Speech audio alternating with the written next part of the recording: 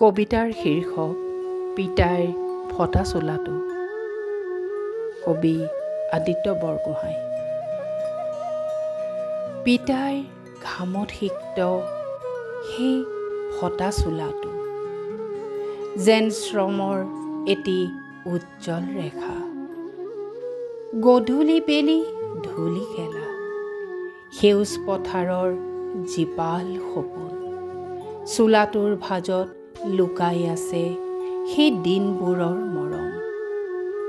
সজাগ নিশাৰ কাহিনী, ঘাম সিক্ত দিনৰ প্ৰমাণ। মাটিৰ সুবাস লগা সেই চোলাটোতে লুকাই আছে জীৱন।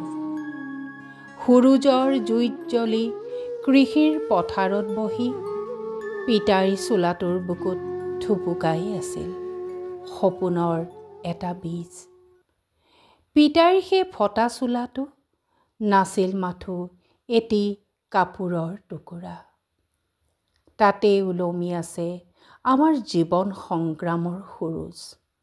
এতিয়া নতুন কাপোৰ বহু, তথাপি সেই ফটা চোলাটোতে লুকাই আছে পিতাইৰ মৰমৰ জোনাকী আৰু আমাৰ বাস্তৱ জীৱনৰ গাঁথনি।